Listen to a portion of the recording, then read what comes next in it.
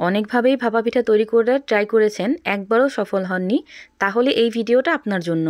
আসসালামু আলাইকুম, সবাই কেমন আছেন? আশা করি সবাই অনেক অনেক ভালো আছেন। আজকে আমি একদম সহজ পদ্ধতিতে এই নরম তুলতুলে ভাপা পিঠাগুলো তৈরি করে দেখাবো। যারা কোনোদিনও ভাপা পিঠা তৈরি করেন নাই তারাও একবার এই ভিডিওটা দেখলে খুব সহজেই ভাপা পিঠা তৈরি করে নিতে পারবেন। এই প্রসেসে ভাপা পিঠা তৈরি করলে ঠান্ডা হওয়ার পরও কিন্তু এই পিঠাগুলো শক্ত হয়ে যাবে না, একদম নরম ফ্লাপি থাকবে। এখন কথা না বাড়িয়ে দেখে নেই আমি কিভাবে এই ভাপা পিঠাগুলো তৈরি করলাম। প্রথমে একটা বলে 1 কেজি পরিমাণ শুকনো চালের গুঁড়ি নিয়ে নিছি। হাফ কাপের মতো দিয়ে দিব চিনি, দিয়ে দিব পরিমাণ মতো লবণ। এখন লবণটাকে আর চিনিটাকে খুব ভালো করে মিশিয়ে নিতে হবে শুকনো চালের গুঁড়ির সাথে।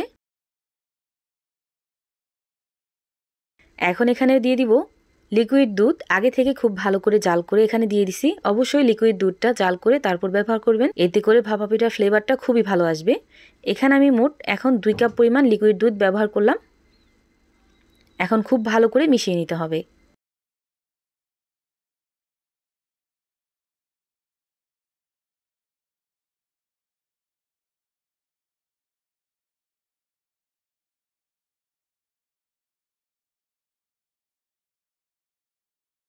ভাপা পিঠা পারফেক্ট হবে কিনা এই গুঁড়ির উপর ডিপেন্ড করে, এজন্য চেষ্টা করবেন গুঁড়িটা খুব ভালোভাবে মেখে নেওয়ার। খুব ভালোভাবে ভাপা পিঠার এই গুঁড়িটা আমি মেখে নিছি। এখন চিনিটা গলার জন্য 10 মিনিটের জন্য রেস্টে রাখতে হবে। এজন্য 10 মিনিট পর আমি আবার ফিরে আসছি। এখানে আমার একটা ক্লিপ ডিলিট হয়ে গেছে। এখানে আপনারা কি করবেন, 10 মিনিট পর রেস্টে রাখা সেই গুঁড়িটা এইরকম একটা ছাঁকনির সাহায্যে ছেঁকে নেবেন। ছেঁকে নেওয়ার পর গুঁড়িগুলো এইরকম হবে। এখন আমি ভাপা পিঠাগুলো তৈরি করে নেব, এজন্য একটা বাটিতে দিয়ে দিলাম চালের গুঁড়িগুলো।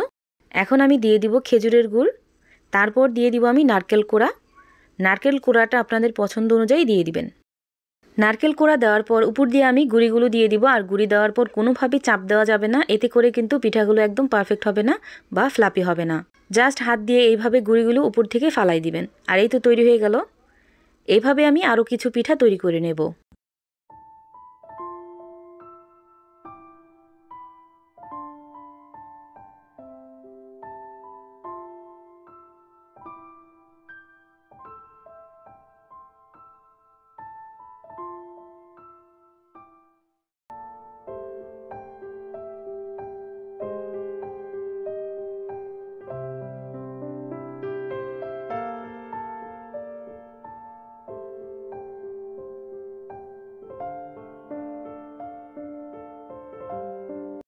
এভাবে আমি 3টা বাটিতে পিঠাগুলো তৈরি করে নিছি।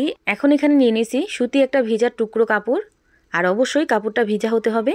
এখন পিঠাগুলো ভাপ দিতে চলে যাব। এই পিঠাগুলো ভাপে দেওয়ার জন্য এখানে আমি একটা মাটির ভাপা পিঠার সাজ নিয়ে নিছি। আপনারা চাইলে যে কোনো পাত্রে এই প্রসেসে বানাই নিতে পারেন। চাইলে ঘরে থাকা ছাঁকনিতে করেও এই পিঠাগুলো তৈরি করে নিতে পারেন। এভাবে আমি 3টা পিঠাই দিয়ে দিব আর বাটিটা উঠিয়ে নিব। এখন ঢাকনা লাগিয়ে অপেক্ষা করব 5 থেকে 6 মিনিটের জন্য।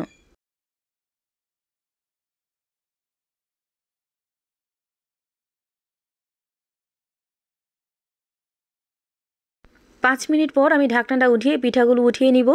আর একই প্রসেসে আমি সবগুলো পিঠাই কিন্তু বানিয়ে নিব।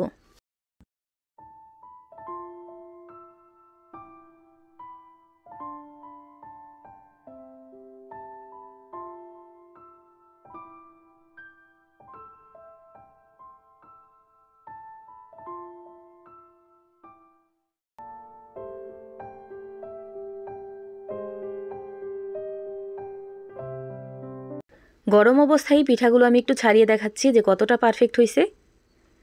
এই প্রসেসে বানালে আপনার প্রত্যেকটা পিঠা কিন্তু একদম পারফেক্ট হবে। এইভাবে আমি কিন্তু সবগুলো পিঠা তৈরি করে নিছি।